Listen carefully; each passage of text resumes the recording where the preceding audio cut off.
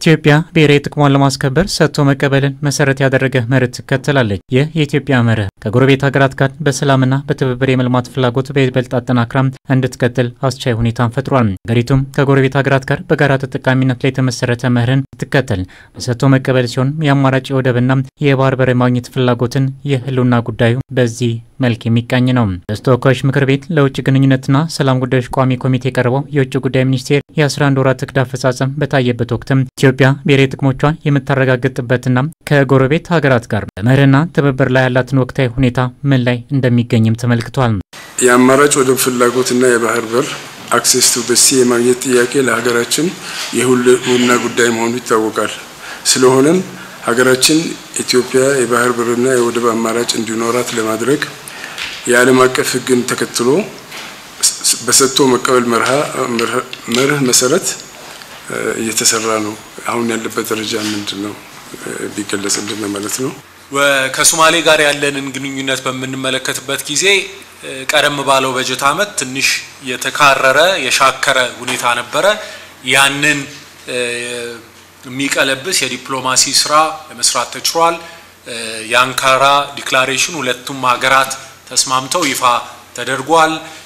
ከአንካራ ዲክላሬሽን በኋላ በመራሄ መንግስት ደረጃ የጉብኝት ልውውጥ ተደርጓል። ኢትዮጵያ በቀጠናው የዲፕሎማሲ ግንኙነቷን በማጠናከር ብሔራዊ ጥቅሞቿን ለማስጠበቅ እንዲቻላት ሰርታለች። የዲፕሎማሲው አዲስ መንገድም ኢትዮጵያ በቀጠናዊ ሰላም ማስከበር ተግባር ውስጥ ሚናዋን በሚገባ መወጣት የምትችልበትን እድል ሲሰጥ ብሔራዊ ጥቅሞቿን ጭምርም ለማስጠበቅ አግዟታል። ኢትዮጵያ የሰራዊት አዋጭ ሀገር ሆና የቀጠናውን ሰላም በሚያስጠብቅ የሀገራዊ ጥቅማችንንም ሊያስከብር በሚችል መልኩ ምንቀጥልበትን መንገድ አመቻችተናል። ትብብራችንንም ለማጠናከር ግንኙነቱን ኖርማላይዝ ከማድረግ ባለፈ አዲስ የትብብር መስክ እንዲከፈትም ማድረግ ተችሏል።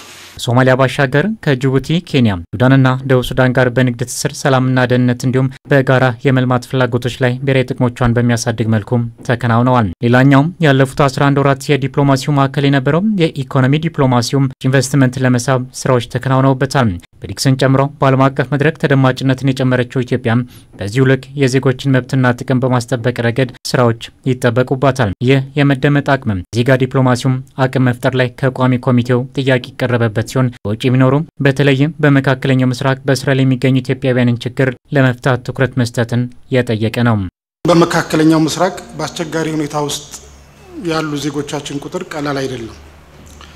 በስርና እንግልት ውስጥ ያሉ እንዲሁም ከሞት ጋር የተጋፈጡ ዜጎቻችን ለመታደግና ለዚህ ችግር ዘላቂ መፍትሄ እንዲያገኝ ለማድረግ በኤምባሲዎቻችን በቆንጽላዎቻችን ምን እየተሰራ ነው ያለው? በጣም አስቸጋሪ በሆነ ሁኔታ ውስጥ የሚገኙ ዜጎቻችንን 131 ሺህ የሚሆኑ ዜጎችን ከሀገር ለማስመለስ ተችሏል።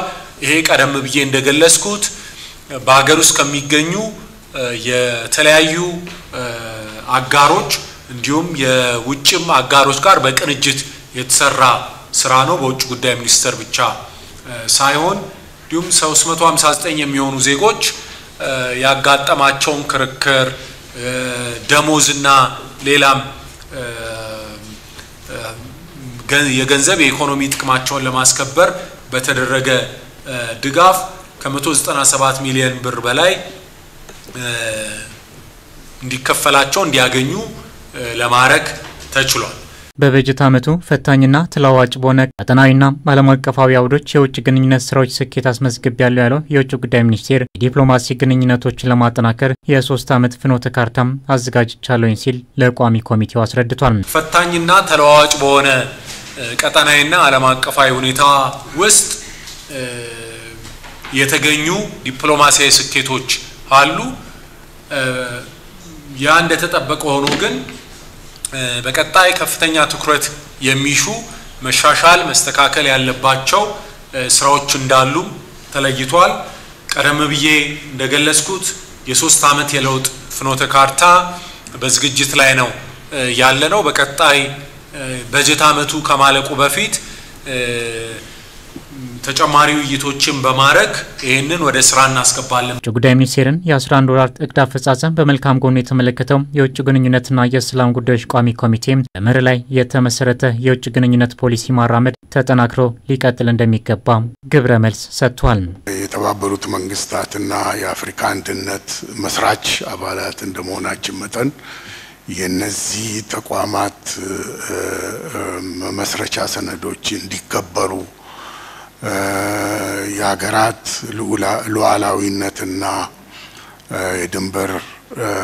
ድንበራቸው እንዲከበር የመሳሰሉ የዓለም አቀፍ ሕጎች እንዲከበሩ በማድረግ ላይ ኢትዮጵያ ያው የነበራትን የመሪነት ሚና እንድትጫወት ለማድረግ በውጭ ፖሊሲውም በሚደረጉ ግንኙነትም አጠናክሮ መስራት ያስፈልጋል።